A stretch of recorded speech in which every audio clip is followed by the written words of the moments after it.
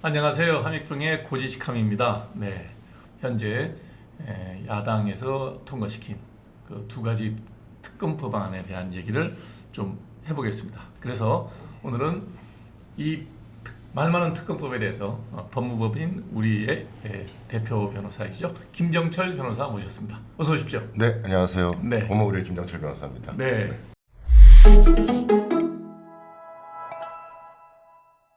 오늘 제가 특별히 모신 이유는 말 많은 특검법. 네네.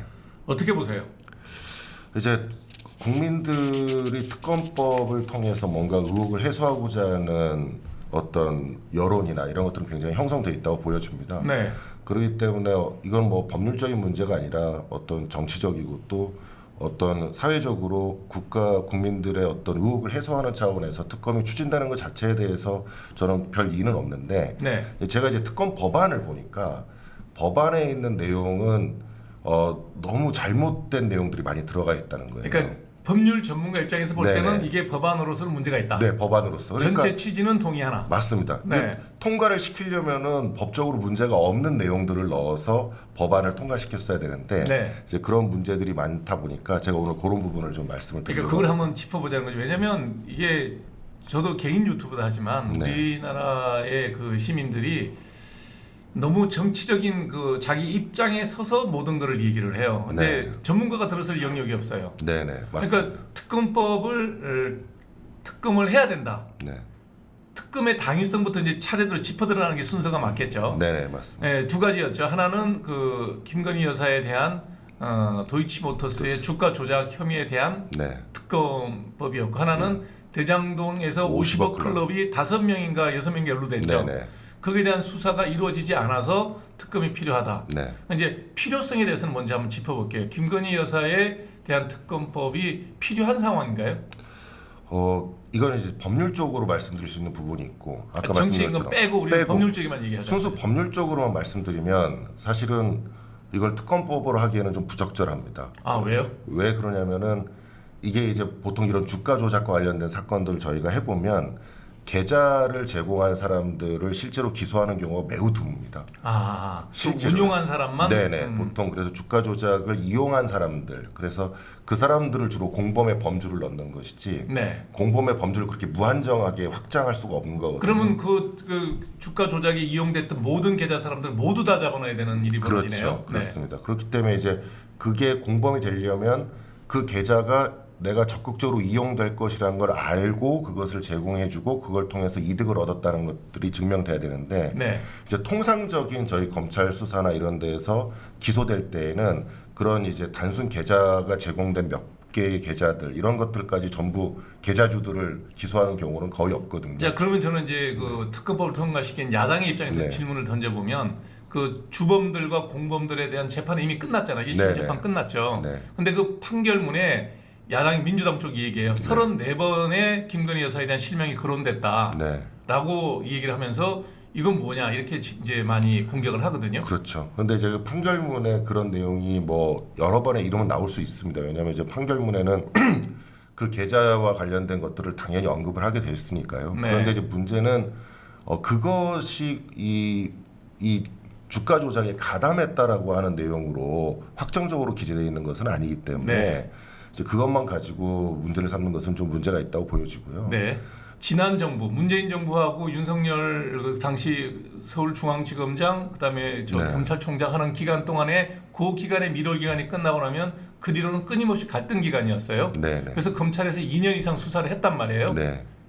그런데 2년을 했고 지금도 정권이 바뀌고 그 2년 가까이 했어요. 1년 네. 반 2년 되는데 왜 검찰은 그러면 이 모든 결과를 수사를 끝나고 나면 검찰은 발표를 해야 되잖아요. 무혐의. 네. 그다음에 기소, 네. 불구속 기소 셋 중에 하나는 수사 결과를 검찰이 발표를 하는 것이 정상이죠. 네, 맞습니다. 요 정도 단순한 사안에 1심 판결까지 났는데 4번 4년이 지나는 동안에 어떤 결과도 발표하지 않고 있는 거는 이건 어떻게 설명해야 되나요?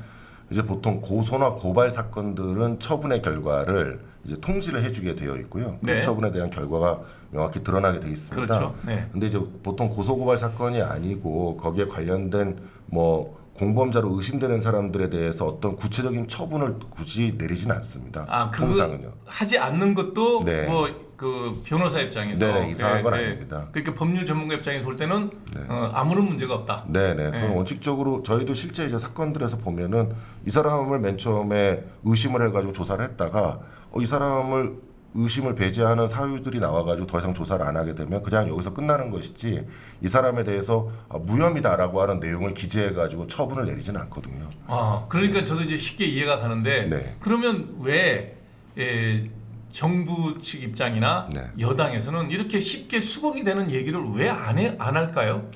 글쎄 말입니다. 지금 저도 제가 좀- 얘기 들어보니까 네. 아, 김건희 여사가 피의자가 아니었고 네. 수사 과정 중에 통장이 이용됐던 것이 네. 밝혀졌는데 뭐 수사 선상에서 이걸 수사를 해야 될 아무런 이유가 없어서 무혐의다라고 말할 필요조차도 없는 사안이라서 발표하지 않는다. 네. 그러면 이해가 가잖아요. 네. 왜냐면 뭐 그런 경험은 일반인들도 다 하니까. 네네, 예. 그렇습니다. 보통 보이스피싱 계좌나 이런 것들에서 계좌가 이용되는 경우가 종종 있거든요. 네. 자기도 모르게 이용이 이용 되는 당했어요. 당하는 경우가 있습니다. 네. 그러면 보통 뭐 경찰이나 검찰에서 불러가지고 조사를 한 다음에 이 사람한테 무혐의 처분을 내리지는 않거든요. 참고인은 그냥 끝나는 네네 거죠. 끝나고 참고인을 불러봤더니 뭐 별 문제 없더라 이렇게 하면 그냥 돌려보내는 것이지. 그래서 문제가 있으면 피의자로 전화를 하는 것이고. 그렇죠. 이제 그거에 따라서 판단을 하는 겁니다. 네. 검찰에서 그래도 이제 윤석열 그 당시 이제 검찰총장에서 대통령이라는 신분이 바뀌었으니까 이제 모든 게 정치적으로 해석될 수밖에 없는 일이 네네. 상황이 변했는데 네. 그러면 이런 점에 대해서 솔직하게 여차저차해서 통장이 이용됐다. 네. 그래서 이거는 검찰이나 경찰 수사 단계에서 별로 뭐 문제됨이 없기 때문에 네. 통장이 이용당한 거니까 우리는 수사 결과에 대해서 발표할 것도 없다. 네. 라고 얘기해 주면 되잖아요. 맞습니다. 저도 이게 워낙 국민적 이슈가 있고 네. 또 이게 대통령 영부인과 관련된 신분이 내용이지 바뀌었잖아요. 않습니까? 신분이 네. 바뀌었지 않습니까? 그렇기 때문에 검찰에서 그걸 구체적으로 정확하게 상세히 국민들에게 좀 설명해 줄 필요가 있다고 보여집니다. 저희 본인들이 어떤 조사를 해봤더니 이 정도에 불과해서 더 이상 조사에 수사의 필요성이 없었다라고 하는 어떤 구체적인 좀 팩트를 얘기를 해주면은 국민들이 훨씬 더 이해하기 쉬울 텐데 그러지 못하고 그냥 국민들에게 그냥 이건 그냥 아무 조치가 없이 있다 보니까 의혹만 자꾸 커지게 되고 공격도 더 받게 되는 게 아닌가 그렇게 생각합니다. 저도 여기까지 알고 있었던 게 뭐냐면 왜 발표 안 하냐. 네. 4년이 지났는데 그 셋 중에 하나는 발표를 해줘야 되는데 뭉기고 있다 이런 느낌이 많이 드는데 네. 지금 변호사님 말씀 들어보니까 발표할 가치조차도 없는 거다. 네, 뭐 그렇게 이제 수사에서 본인의 어떤 혐의가 있었으면 이미 기소를 같이 했겠죠. 그렇겠죠. 그러니까 이제 그걸 못했기 때문에 그냥 피의자로 전환하지 않은 상태에서 그냥 수사가 멈춘 것이다 이렇게 생각하는 것이 맞겠습니다. 그게 합리적이겠네요. 예. 네네. 자, 이제 그럼에도 불구하고 야당에서는 특검 법안을 강행해서 이제 올렸어요. 네, 이제 대통령께서는 뭐 이런 내막을 우리보다 더 많이 잘 알겠죠. 그러니까 네. 당연히 이제 거부권을 행사를 했는데 거부권 행사할 때 명분은 말씀하신 대로 헌법에 위배되는 법안이다. 네, 거의 누가 봐도 제가 봐도 그렇더라고요. 네, 예. 네. 그래서 거부를 했는데 이것도 정치적으로 또 이용하고 있어요. 네, 맞습니다. 어떤 지점에서 이런 그 위헌적 요소가 있는 관례에 어긋나는 특검법을 만들었는지. 지금 뭐 대통령실이라든지 언론에서 이제 많이 나오셔서 하시는 분들이 얘기하는 것들은 뭐 수사 범위가 굉장히 광범위한 거, 그다음에 이제 피의 사실 공표가 사실 형법에 금지되고 있는데 그거를 허용하도록 실질적으로 이제 수사 과정을 보도하도록 된 거. 그게 이런 뭐 것들이 생중계한다는 표현을 했죠. 맞습니다. 네, 네. 근데 저는 이제 그 내용 말고 저는 새롭게 이제 그 조항에서 특히 문제가 된다고 생각하는 거는 재판 기간이 기재돼 있습니다. 특검 법안에. 재판 기간이 네네. 그런 건 아니지 않나요? 자기 그러니까요. 수사 기간만 그렇죠. 명기해야 되죠. 당연히 특검이기 때문에 검찰과 관련된 수사와 관련된 법안이기 때문에 수사 기간을 기재하는 건 맞는데요. 그렇죠. 거기에 재판 기간 조항을 넣어놨습니다. 근데 그 재판 기간 조항을 보면은 1심은 공소가 제기된 때로부터 3개월 내에 끝내야 되고 항소심은 판결 선고난 때로 1심 판결 선고난 때로부터 2개월 내에 끝내도록 돼 있는데 일반 형사법이 불가능- 6개월 아닌 거 아니에요? 그건 구속된 사건이 6개월입니다. 그러니까 구속돼서 기소가 되면 네. 6개월 이내라고 돼 있잖아요. 맞습니다. 근데 네. 불구속 사건은 뭐 보통 뭐 1년도 가고 2년도 지금 가고 이재명 대표는 저기 선거법 네, 공직자 맞습니다. 선거법 갖고도 지금 16개월째 맞습니다. 그게 이제 피고인의 방어권 보장 때문에 방어권이잖아요. 그래요. 예. 왜냐하면 이제 증거로 제출된 기록들이 방대하고 또 거기에 뭐 이재명 대표 같은 경우에도 증인으로 부를 사람이 뭐 50명씩 예. 뭐 이렇게 되다 보니까 재판을 오래 할 수밖에 없고 그게 또 피고인의 방어권을 보장하는 거예요. 그렇죠. 그게 적법 절차를 보장하고 있는 우리 헌법과 형소법의 대원칙이거든요. 근데 그러면 김건희 여사 특검법을 석 달 안에 끝내라. 네. 재판을 자기들이 하지 그래요. 그럼. 그러니까 석 달 안에 끝나는 것도 말이 안 되는 게 공소를 제기한 때로 또 석 달이라는 거예요. 그럼 판사님은 뭐 서류를 어떻게 봐요? 맨 처음에 이제 공소를 제기하면은 기록이 일단 넘어갈 거 아니에요? 넘어가지 않습니까? 네. 그것만 해도 시간이 상당히 걸립니다. 또 한두 달 걸리던데요? 그리고 또 저희가 그 기록을 등사하는 데만 보통 한 달에서 적어도 2주에서 4주 정도가 걸리거든요. 변호사한테 그걸 넘겨줘야 네, 돼. 이런 네. 걸로 기소됐다. 네, 왜냐하면 저희가 기록을 봐야 이제 되니까. 예. 할 거 아닙니까? 그러면 이제 이미 기록 복사하는 데만 한 달이 지나갈 것이고 그리고 재판을 잡혀가지고 첫 기일 하고 나면 그러면 거기서 선고해야 되는 끝나야 되는 거예요. 그러면 이제 변론은 한두 번 하면 끝나요. 네네 불가능한 거죠. 그러니까 그런 내용을 집어 넣어서 통과를 해달라. 그거를 거부할 수밖에 없지 않나 그런 내용까지 들어가 있으니까. 그다음에 법률적으로. 관례적으로 네. 특검을 대통령이 지명을 하면 2명을 네. 국회에서 추천하는 경우에는 여야가 1명씩 추천을 네네. 하고 그다음에 아주 민감한 문제는 대한변협에다가 그 부탁을 해서 네, 맞습니다. 거기서 과거에 2명을 그랬죠. 정해주면 네. 그 중에 1명을 대통령이 지명하는 게 지금까지 모든 그 관례였죠. 맞습니다. 이번에는 묘하게 만들어 놨더라고요. 그러니까 이제 뭐 아예 여당 추천을 배제해 버리기 때문에 네. 결국은 어떤 좀 편향적 수사가 이루어질 가능성을 배제할 수가 없고 이게 법률이라고 하는 것은 법률 자체는 공정하고 공평한 것을 표방해야 되고 그런 내용을 담고 있어야 되거든요. 그런데 법률의 내용 자체가 이미 그 검사의 구성 자체가 이미 그렇게 편향적으로 된다면은 수사의 결과가 나오더라도 그거를 받아들이기가 어려운 거죠. 네. 어느 양쪽도. 그러니까 그런 부분에서 좀 굉장히 아쉬운 부분이 있습니다. 그러면 지금 이제 김 변호사님 말씀을 들어보면 기본적으로 특검이 성립될 수 있는 요건이 미비한 상황이네요. 네. 한 번도 피의자가 된 적이 없는데 참고인이네요. 결국은. 네. 근데 참고인인데 이걸 교묘하게 엮어서 피의자로 만들어서 특검법을 발의한 게 되잖아요. 맞습니다. 네. 그럼 원천적으로 특검법이 만들어질 수 있는 요인이 없는 건데 만들었고 그나마 만든 것도 이제 뭐 영부인이라는 네. 자리로 공적인 자리로 나오다 보니 과거에 있었던 일도 뭐 티끌을 잡아서 잡힌 건데 네. 그나마도 그러면 헌법에 맞게 기존 특검법의 관례에 맞게 만들어야 되는데 하나도 맞는 게 없네요. 지금 이게 지금 2010년도에서 12년도까지 벌어진 일이거든요. 그렇죠. 네. 근데 이제 이게 원칙적으로 생각을 하면 이제 이미 공소시효가 완성이 됐어야 되는 사안입니다. 그런데 그렇죠. 이제 이게 중간에 다른 그 공범자들이라고 하는 주범들 거기에 대표나 뭐 이런 사람들이 재판을 받고 기소가 됐기 때문에 그걸로 해서 시효가 공소시효가 계속 연장된 거죠. 연장이 돼 있습니다. 그런데 이제 그 연장된 것도 곧 있으면 곧 만료가 될 뿐만 아니라 이게 지금 2010년도부터 5번에 걸친 부분이 문제가 된 사안인데 이게 일죄가 되느냐 아니면 각각 별개의 죄가 되느냐에 따라서 공소시효 완성 여부가 달라져요. 또 달라지겠네요. 그렇기 때문에 지금 이게 포괄일죄가 아니라고 판단했다가 또 포괄일죄라고 판단한 부분이 나와 있는데 이게 나중에 대법원에 또 어떻게 바뀔지 모르거든요. 네. 그러면 이제 그거에 따라서 또 공소시효가 완성돼 버릴 수도 있습니다. 그러면 이미 공소시효가 완성된 거를 특검으로 했다는 건 또 이거는 또 헌법 위반되는 문제가 네. 또 발생할 수가 있는 거죠. 네. 그러니까 지금 여러 가지 그런 어떤 헌법에 배치될 수 있고 기본권을 침해할 수 있는 부분들이 존재하는 상황에서 특검 법안을 만들 때에는 굉장히 구체적이고 세련되게 그리고 공정하고 공평하게 만들어야 된다. 이제 그렇게 생각을 하는 거죠.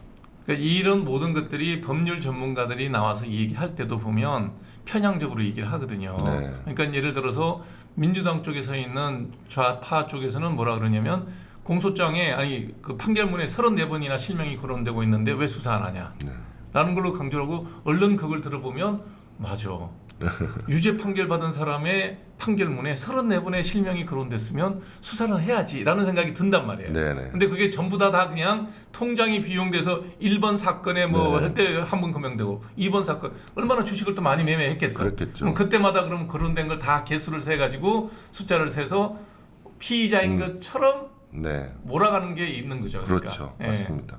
어쨌든 그 수사는 김건희 여사에 대한 수사가 아니기 때문에 네. 김건희 여사에 대한 유죄의 증거는 없는 상태에서 재판이 이루어진 거 아니겠습니까? 그렇죠. 그러다 보니까 거기에 있는 판결문의 내용을 가지고 김건희 여사에 대한 어떤 피의 사실, 피의자로서 인정된다 이렇게 이제 하는 건 너무 논리적으로 이제 좀 문제가 있는 거죠. 그러니까 법률에 대한 이런 자세한 설명을 들어보면 아 이거는 정치적인 그 모략이다. 네. 정치성을 상당히 띈 거다라는 거를 쉽게 이해가 가는데 작년 9월, 2022년 9월 달에 만들어진 그 테이프를 묵혀서 2023년 12월 달에 그걸 공개를 했죠. 네. 그리고 특검법 직전에 그걸 공개를 했어요.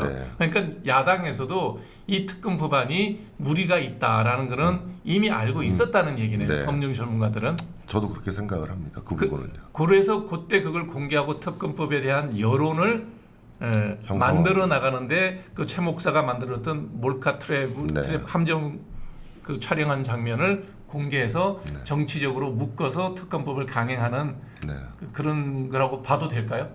그러니까 저 굉장히 그 시기적으로 보면 이게 그 몰카를 통해서 공개가 된 그 이후부터 이게 특검법에 대한 내용들이 확 형성이 됐기 때문에 네. 그런 의심을 충분히 할 수밖에 없지 않나 그렇게 생각합니다. 결국은 보면 그 현 여당이나 그 권력의 핵심부들이 이런 문제에 대한 대응하는 그 능력이 굉장히 정무적인 능력이 떨어진다고 볼 수도 있겠네요. 지금 말씀하신 한마디만 들어도 그러면 이게 특검이 왜 만들어져야 돼라는 게 그냥 뒷얘기 빼고 피의자가 아니니 수사 결과 발표할 필요 없다. 그 얘기 아니에요. 네, 맞습니다. 그럼 검찰에서도 그 얘기를 왜 안 해요? 검찰은 약간 이제 그런 것들에 대해서 이제 어차피 안 하는 건데 그걸 당연한 거를 그걸 이제 그러다 보니까 이제 이게 국민적 이슈가 있고 그런 거니까 사실은 좀 그럴 필요가 있는데 이제 검찰에서는 굳이 그런 어떤 정치적인 곳에 개입되고 싶지 않은 거죠. 이게 자신들이 하는 워딩 자체가 또 정치적으로 또 이용되거나 또 그럴 수 있다라고 생각을 하는 것 같습니다. 아, 참 답답하네. 네. 설명을 이렇게 해줘야지. 얼마나 알아듣겠어요. 여러분도 금방 알아들으셨죠. 피의자가 아니니 수사 결과 발표 안 하는 거다. 네, 맞습니다. 네, 그 간단한 얘기를 안 해갖고 이렇게 이제 가고 있는데. 그러니까 이제 적극적으로 통장을 주고 뭐 어느 정도 그 범행에 대해서 인식했을 가능성이 있다라고 판단을 할 수는 있다 하더라도 지금 이 범행 자체가 결국은 실제로 기소가 된다 하더라도 벌금형 사안이거든요. 이게요. 그런데 그러면 이런 벌금형 사안에 대해서 대대적인 국가적인 예산을 들여가지고 특검을 수사를 해서 뭐 거기에 좀 특검 인력이 지금 뭐 40명씩 뭐 조사 뭐 20명 더 추가할 수 있고 뭐 이런 식으로 해서 엄청난 대규모 인력을 투여해가지고 수사를 할 사안이냐. 그러니까 수억 혹은 수십억 단위의 수사비를 최소한 들여서 수십억 이상 들어가겠죠. 그렇게 해가지고 벌금 500만 원. 네. 그거는 좀 문제가 있는 거 아니겠냐. 네, 문제가 많네요. 네. 자, 어찌 됐든 이게 이제 정치 쟁점화 돼 버렸어요. 네. 그래서 이제 대통령실에서는 거부권을 행사를 했습니다. 앞으로는 어떻게 진행될까요? 저는 생각하기에는 뭐 이제 거부권이 되고 나서 다시 이제 제의를 요구할 것이라고 생각이 되는데 제의 요구의 시점이 아마 이제 공천이 어느 정도 마무리되고 나서 뭐 결국은 이탈표가 발생할 수 있을 것을 예상하면서 야당이 제의를 추진하지 않을까 그렇게 이제 생각을 하고 있습니다. 칼자루는 여전히 민주당이 쥐고 있네요. 네, 그렇지만은 저는 이게 통과되더라도 사실은 초기에는 뭐 마치 이슈가 될 것처럼 수사를 해서 브리핑을 보고하고 하겠지만 어느 순간부터는 보고할 내용도 없을 것 같아요. 수사 과정에서. 자, 이 대목에서 이제 제가 답답하게 느끼는 게 일단 이제 야당이 노리는 수는 저기겠죠. 여당의 공천이 끝나고 나면 탈락되는 물갈이게 된 대상이 된 의원들은 여러 가지 방법으로 재의결에 대해서 협조해주지 않을 거다. 그걸 노리고 있는 거겠죠. 네, 저도 그렇게 생각합니다. 재의결 하려 그러면 어떻게 되나요? 지금 정족수가? 과반수 출석의 3분의 2 이상, 그러니까 출석 의원의 3분의 2 이상이 찬성을 해야 됩니다. 그러면 공천 탈락된 국힘의원들이 만일에 안 나오면은 이제 출석 의원 수가 줄기 때문에 그러면 민주당이 한 168석에 정의당까지 합치면 180석 정도 되는데 그러면 충분히 가능하죠. 아, 네.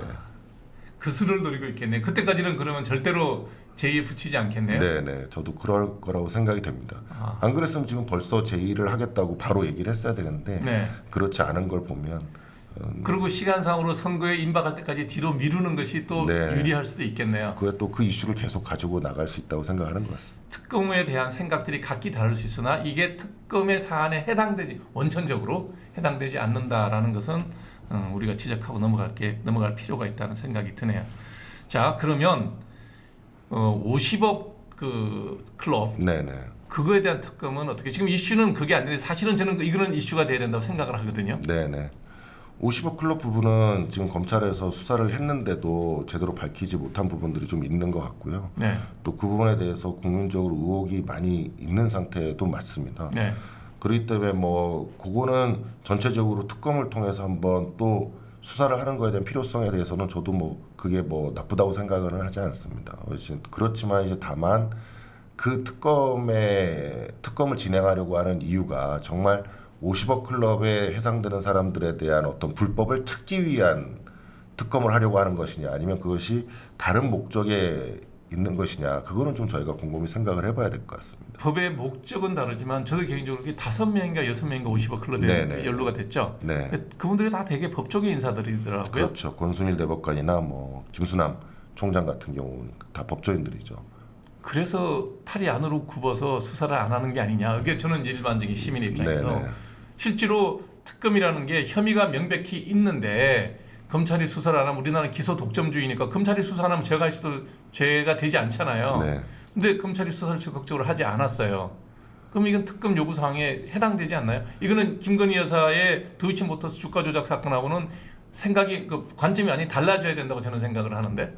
이게 이제 특검 50억 클럽 관련돼서는 이게 지금 현재 상태에서 특검이 만약에 진행이 돼가지고 수사가 진행이 된다 하더라도 특별검사가 와서 수사를 한다고 해서 지금 기존의 검찰에서 수사한 거 이상의 수사 결과가 나오기는 좀 어려운 상황입니다. 객관적으로. 그건 왜 보면요. 그렇죠? 왜 그러냐면 이제 이거는 애초에 누군가의 진술이 전제가 되어야 이제 수사를 진행할 수 있는 사안입니다. 이게 왜냐하면 객관적으로 드러나는 자료는 없는 상태들 대부분. 근데 우리가 일반 시민 정서상 도대체 저 사람이 50억을 받아야 될 아무런 이유가 없어. 아들의 퇴직금이 50억이다. 이거 누가 수긍을 그러니까 하겠어요? 박상도 의원 같은 경우에는 50억 관련돼서 실제로 기소가 됐고 뭐 재판도 받고 있는 상황인데 다른 사람들의 경우는 현실적으로 지금 수령한 사람이 없거든요. 아, 수령이 안 된 건가요? 네네. 그러니까 그 전에 이제 박영수 특검 같은 경우에는 일부 이제 딸을 통해서 한 거 부분들이 밝혀졌지 않습니까? 네. 그런 것들은 이제 객관적으로 드러나는 것들이 아하. 있으니까 수사를 진행해 가면서 아 당신이 왜 그럼 이 딸이 이 돈을 받아야 돼? 왜 이 사람이 이렇게 아파트를 싸게 분양받아야 돼? 뭐 이런 것들을 추궁할 수가 있는데 네. 지금 뭐 권순일 대법관 같은 경우나 김수남 검찰총장 같은 경우에는 객관적으로 지금 뭐 돈을 지급했다거나 그런 내용들과 관련된 것들을 찾을 기가 지금 어려운 상황이니까 아, 그냥 리스트만 돌아다니는 네, 거고. 리스트만 돌아다니는 거고 그러다 네. 보니까 실제로 이거를 주겠다고 했던 사람의 진술, 김만배 씨의 진술이 필요한 거죠. 네. 그러니까 그런 진술이 나오지 않는 한 이게 수사가 진척이 어려운 거예요. 주겠다고 약정한 것도 그게 그 존재 혐의가 되나요? 네, 뇌물죄는 받겠다고 약정한 것도 맞습니다. 뇌물은 약속을 받는 것도 처벌하고 있습니다. 뇌물죄를. 근데 그게 검찰 수사 과정에서 아무것도 나온 게 없다. 아직 만약 드러났으면 이미 벌써 기소가 됐겠죠. 그런데 검찰에서 수사를 하지 않은 것이 아니라 수사는 했는데 혐의점이 드러나지 않아서 안 한 거다. 그렇죠. 제가 검찰이라도 수사를 열심히 했을 것 같아요. 이런 사안들은. 자기 편이라서 팔이 네. 안으로 굽어서 안 한 게 그런 게 아니고. 아니고요. 네, 담당 수사 검사나 뭐 이런 사람들은 엄청 열심히 하려고 했을 텐데 그거를 끌어내기가 굉장히 어려웠던 것으로 저는 생각합니다. 혹시 검찰에 오래 계셨어요? 아니요, 저 검찰에 네. 있은 적은 없어요. 근데 이제 형사 사건을 워낙 많이 하다 보니까. 그러니까 제가 이 말씀을 드리는 이유가 그러면 사람들이 이런 게 전문가가 나름 자기가 객관적으로 판단해서 하는 얘기를 일반 시민들이 안 믿어요. 너 같은 쪽에서 일하고 있으니까 네 편 들어주는 거 아니냐는데 저는 방금 얘기 들으니까 또 그것도 순간 이해가 가요. 네.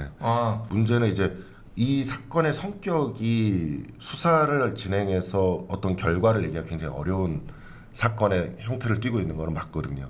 그러니까 심정은가는 전혀 물증을 확보할 수 없을 때 네네. 수사를 해봐야 수사력 낭비다. 맞습니다. 그런 판단하에서 다른 좀 더 어떤 그 핵심적인 증거가 나올 때까지는 묵혀두는 거죠. 네, 좀 기다리는. 종결은 시키지 않고. 그렇습니다. 그래서 아마 김만배 씨가 어느 순간에 전환을 좀 하거나 또 지금 아하. 다른 공범자들이나 이런 사람들의 진술이 구체적으로 뭔가 드러나기 시작하게 되면 아마 수사를 본격적으로 더 진행하려고 할 거예요. 아 역시 변호사님한테 설명을 들으니까 저는 이해가 싹 돼요. 저도 사실 그게 되게 의문점이었거든요. 네.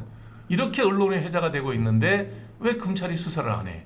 수사를 했으면 어떤 어디까지 진행이 됐는데 더 이상 증거가 없어서 수사를 여기서 일단 중단하고 있습니다. 이런 얘기를 해주면 좋을 것 같은데.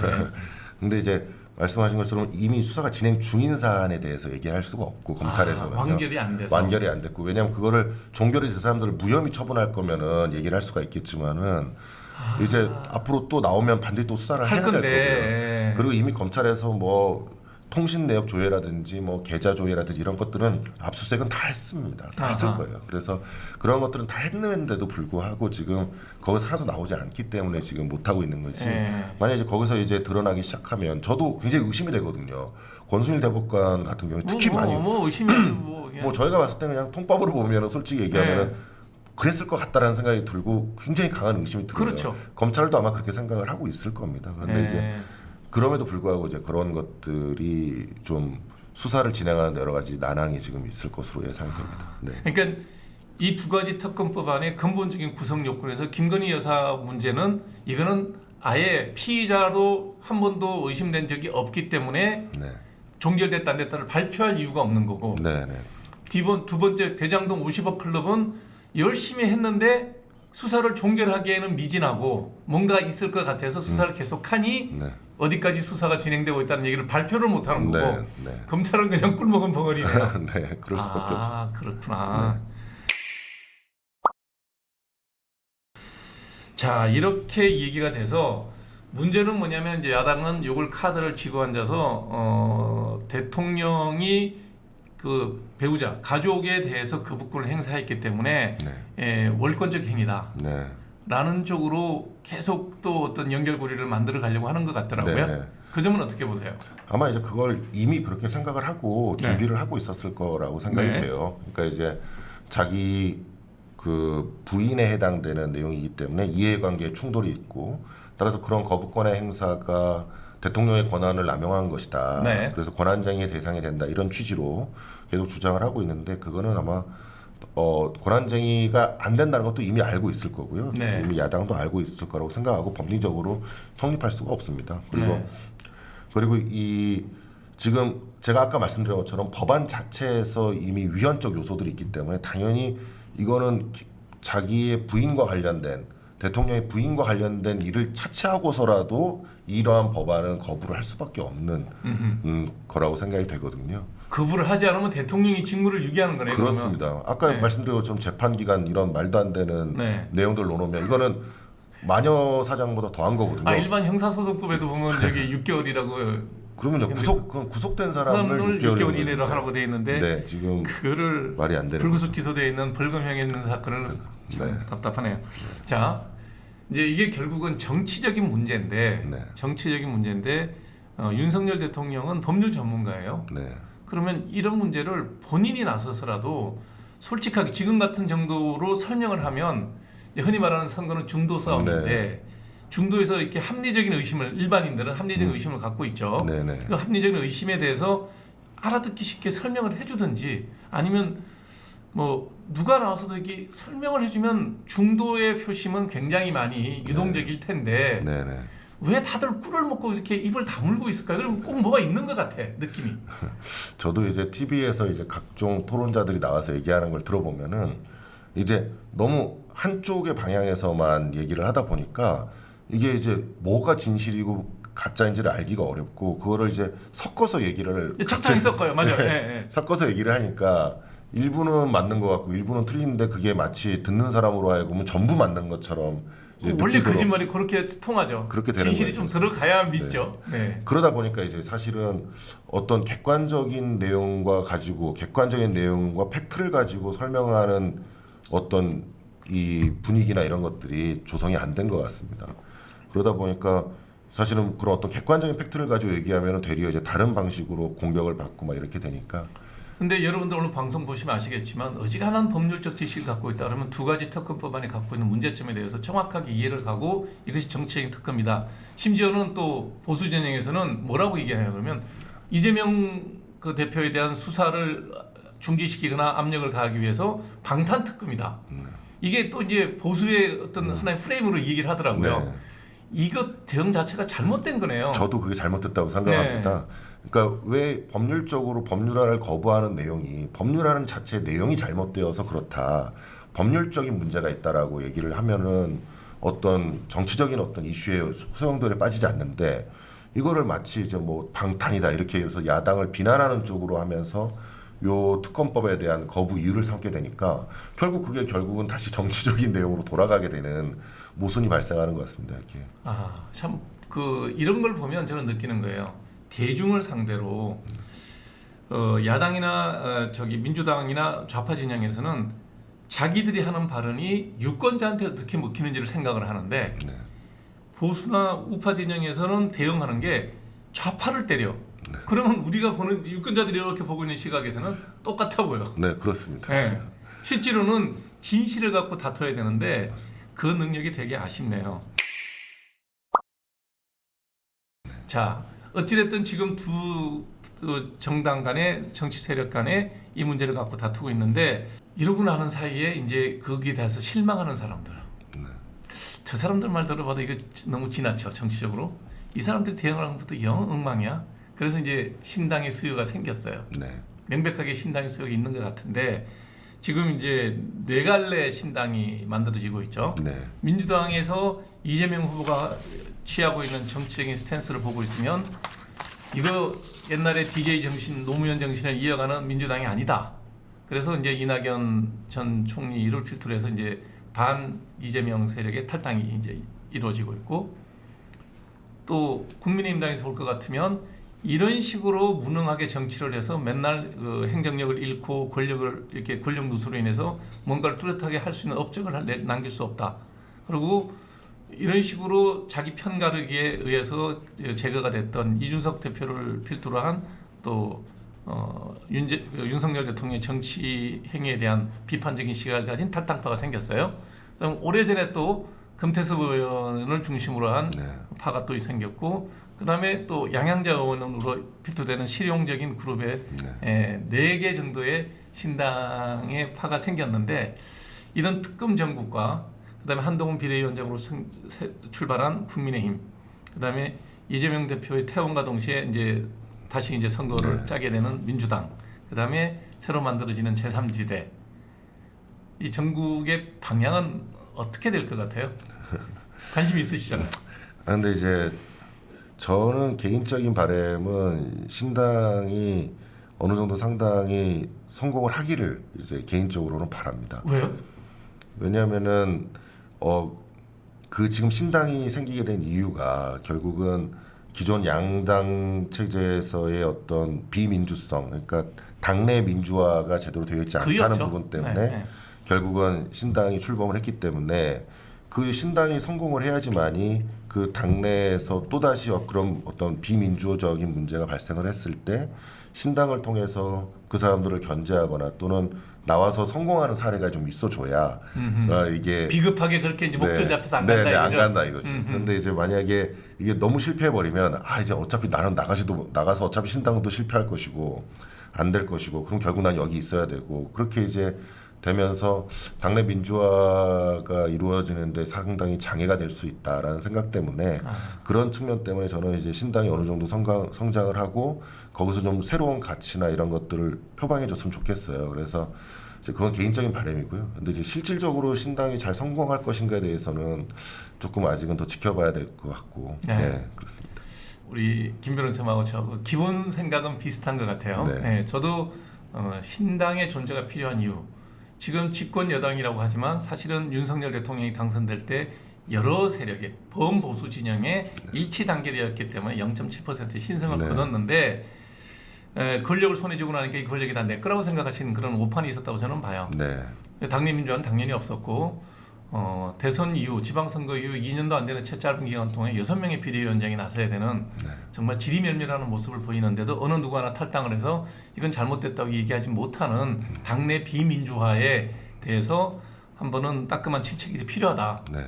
이대로 두면 보수는 망한다고 저는 생각해요. 네. 그런 의미에서 신당 운동에 대해서는 동의를 해요. 물론 한동훈 비대위원장 체제로 해서 일신을 해서 당내 민주화가 이루어지고 좀 더 활발한 의견 개진이 되는 당이 되면 좋겠는데 비대위원 임명하는 거 뭐 영입 인재 뭐 이렇게 볼 것 같으면 별로 그게 안 보여요. 저도.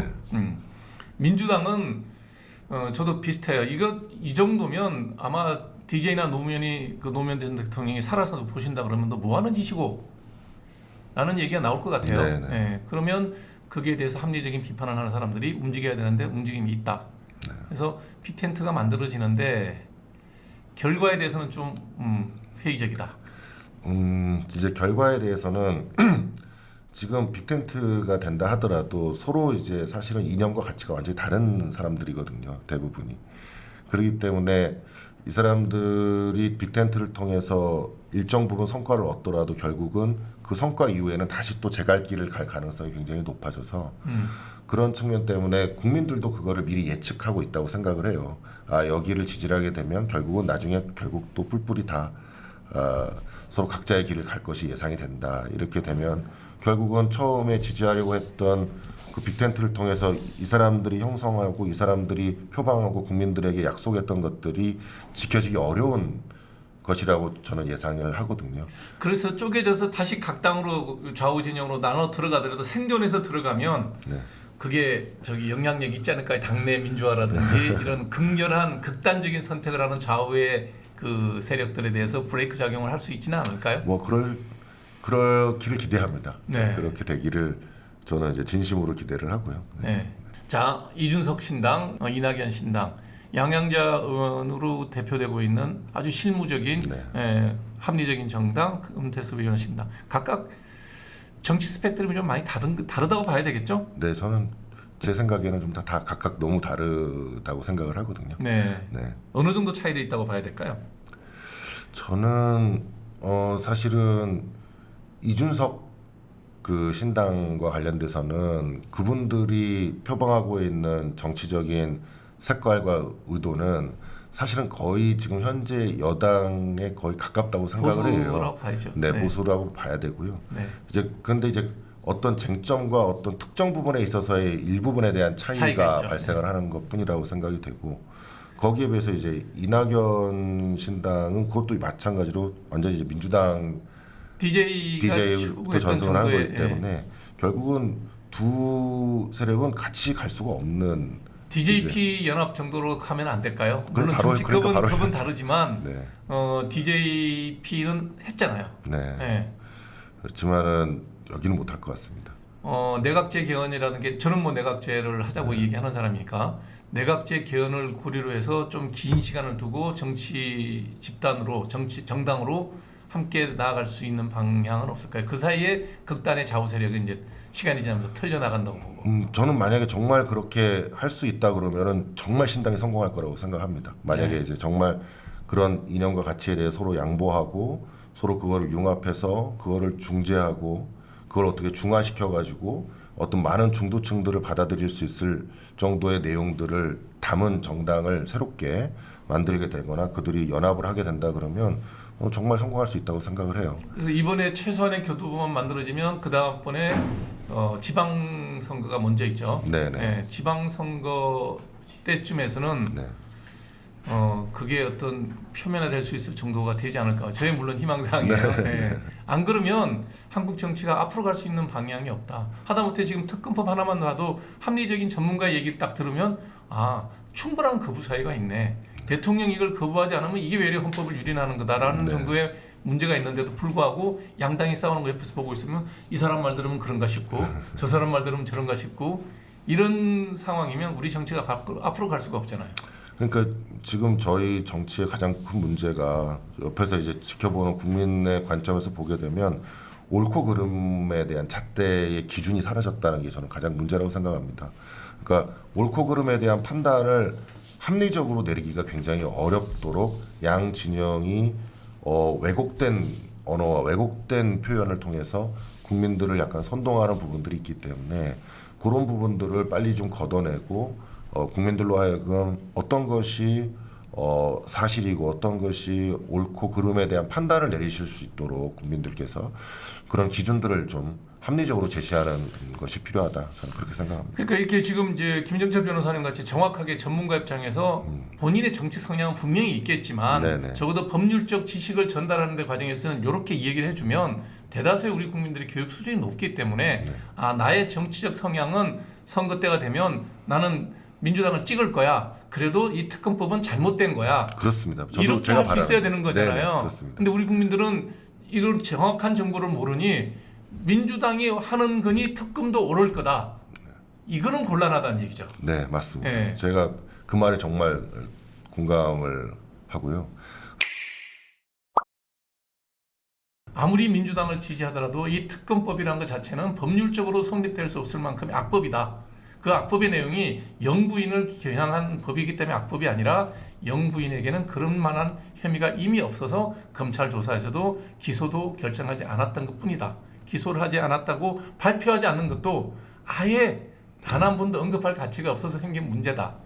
그다음에 50억 대장동 클럽의 문제도 이 문제가 검찰에서 수사를 했는데 더 수사를 진행할 수 있는 물적 증거가 없어서 유보하고 있을 뿐이니까 발표 안 된 거지 뭉기고 있는 건 아니다.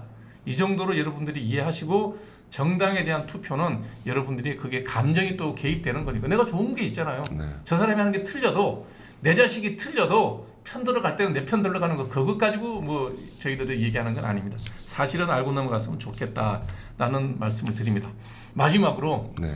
그래도 집권 여당에 새로운 비대위원장이 들어섰잖아요. 네네. 또 같은 법조계고 연배도 비슷하지 않나요? 저보다 나이가 좀 더 있으십니다. 있나요? 제가 더 나이가 들어 보이긴 하지만. 네. 죄송합니다. 워낙 한동훈 비대위원장이 젊게 보여서 그런데 네. 한동훈 비대위원장의 지금까지의 행보 굉장히 이제 언론에서는 이제 많이 주목을 받고 있는 것 같은데 네. 어떻게 평가하십니까? 저는 굉장히 좋게 보고 있습니다. 굉장히 네. 긍정적으로 보고 있는 이유 중에 하나는 좀 기존에 있는 좀 정치인들과는 좀 다른 모습을 많이 보여주시는 것 같아요. 그렇죠? 네. 네. 그러니까 저희 같은 세대 같은 경우에도 늘 맨날 똑같은 사람이 나온다. 그렇죠. TV의 정치라고 하시는 분들은 늘 같은 사람, 그렇죠. 같은 분들이 바뀌어가면서 얘기를 할 뿐이지 이게 뭔가 새로움에 대한 좀 뭔가 갈망 이런 것도 좀 있었는데 어쨌든 물론 이제 검사 출신이시고 법무부 장관을 하시다가 오셨기 때문에 그런 부분에서 어떤 정치적 역량에 대한 부족 이런 것들을 좀 우려하긴 했었지만 지금까지 이렇게 내용을 보면 굉장히 결단력 있으신 것 같아요. 그래서 뭔가 국힘이 조금이라도 변화할 수 있고 조금이라도 한 발짝 나아가는 데에는 상당한 역할을 해주실 것 같다 그런 생각이 듭니다. 중도 확장에 대한 얘기들이 이제 많은데 사실은 뭐 결국은 캐스팅 보트는 중도 세력이 어딜 찍냐에 따라서 왔다 갔다 하겠죠. 네, 맞습니다. 근데 거기에 대해서 너무 기존의 치우친 보수들을 많이 영입하는 것 같다. 네. 물론 뭐 제가 아는 분들도 많이 들어가긴 하고 임제 영입된 케이스도 보면 좋은 분도 있지만 문제가 있을 만한 정도의 분들도 가다가 또 이제 구설에 오르내리는데 그 점은 어떻게 보시나요? 아직은 집안 단속을 더 할 때라고 생각하시나요? 아니, 저는 좀 그런 부분에서는 좀 문제가 있다고 생각을 해요. 네. 그러니까 몇 가지 이제 문제가 지금 불거지신 분들에 대한 인재 영입이나 또는 뭐 비대위원 부분과 관련돼서는 그렇지만은 거기 지금 현재에 있는 그 비대위원들이나 이런 분들이 뭐 그래도 기존에 있는 정치인들과는 좀 더 다른 어떤 색깔을 내실 수는 있는 분들이라고 생각을 하고요. 네. 그런 분들이 또 잘 활약을 해주시는 것이 또 국힘의 발전에 굉장히 도움이 될 것이다 이렇게 생각이 됩니다.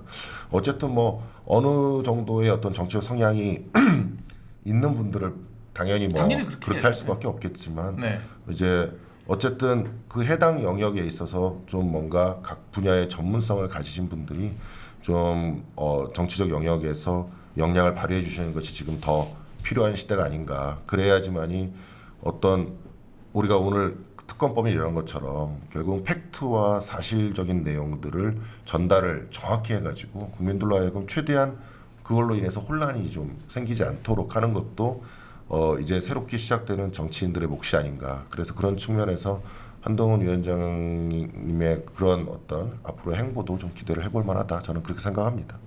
자, 오늘 이제 여러분들에게 말씀드리기 전에 이제 여론조사를 해봤어요. 2024년에 가장 큰 이슈가 뭐냐? 우리 셀프 TV가 한 60만, 70만 가까운 구독자가 있는데 여성이 좀 더 많아요. 네. 이분들이 무서워요. 떠들지 않아도 투표는 여자도 우리 구독자들도 투표권이 다 있거든요. 이분들이 중도예요. 네. 그래서 이제 물어봤어요.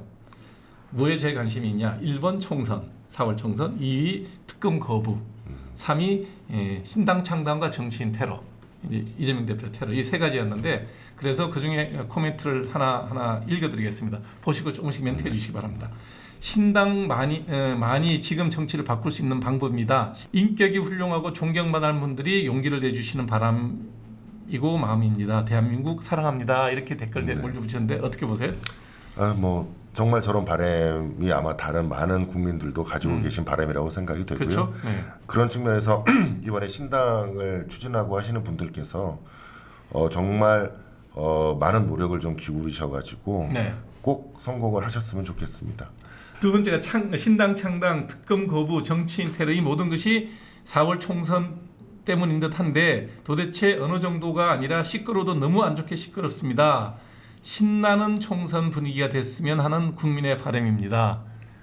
정말 그런 바람을 가지고 있습니다. 그러려면 중도가 말을 해야 돼요. 중도는 듣기만 해. 이렇게 하고 듣고 난 다음에 둘 다 틀렸어 이러고 있단 말이에요. 네. 그리고 꼴 보기 싫으면 아이 난 투표 안 해. 이게 이제 중도의 생각인데 저는 너 생각이 이런 게 틀렸어. 너 생각이 이런 게 틀렸어. 내 생각은 이게 맞아. 그리고 이런 걸 얘기할 수 있는 대변할 수 있는 정당이 있으면 찾아서 선택해야 된다. 그것이 저는 나라가 한 발짝 앞으로 가는데 도움이 될 거다는 생각을 하게 됩니다. 여당이든 야당이든 제발 자기 밥그릇 챙기는 정치보다 국민을 위해서 일하는 정치인들이 되어주었으면 하는 바람입니다. 지금 저출산 시대에 밥그릇 챙길 생각 말고 젊은 사람, 청년들의 미래가 보이는 그런 일을 하는 정치인들이 되어주길 바라고 소망합니다. 제발 부탁합니다. 네. 그러니까 지금 저는 이제 국회의원 분들, 특히 정치인 분들은 왜 내가 국회의원이 되려고 했었고 그래서 국회의원이 되었는가에 대해서 좀 항상 생각을 하셔야 된다고 생각을 해요. 그런데 사실 이제 지난 국회를 보게 되면은 뭐 청년 정치인이라고 하는 분들, 뭐 김남국이니 뭐 여러 의원들 있지 않습니까? 네. 근데 이제 그런 의원들이 정말 국민을 위해서 가서 내가 발언을 하고 그 정치적인 어떤 행위를 했다는 것보다는 어떻게 보면은 본인의 어떤 향후 정치적인 어떤 역량 또는 본인이 차지하고자 하는 어떤 정치적인 위상 이런 것들을 높이기 위해서 노력을 한 것이 아닌가. 정말 국민을 위해서 한다 그러면 저희가 지금 법을 보게 되면요, 굉장히 저희가 뭐 맨날 큰 법들에 대해서만 얘기하지만 작은 그 법 내에서도 개정해야 될 것들이 굉장히 많습니다. 네. 굉장히 불합리한 내용들도 많죠. 조문들이 굉장히 많이 들어있거든요. 네. 사람들은 관심이 없지만 네. 어떤 정치적으로는 관심이 없지만 국민들에게 굉장히 필요한 것들 이런 것들을 개정하고 개선해서 국민들에게 좀 사랑받는 국회의원들이 되시기를 바라겠습니다. 네. 아까 변호사님 잠깐 얘기하셨는데 2014년도에 바뀐 법이 월별로 정리한 게 20페이지가 있는데 방송이 너무 길어지기 때문에 이건 따로 한번 변호사님 모시고 1월, 2월, 3월, 4월 벌써 1월, 2월은 지나가 버렸네. 예, 그걸 다 정리해서 어떤 우리 생활에 아주 밀접한 세부적인 법률의 변화에 대해서 우리 김정철 변호사님 모시고 얘기하는 시간은 다음 기회로 한번 미뤄놓겠습니다. 오늘 함께해서 고맙습니다. 고맙습니다. 네. 감사합니다.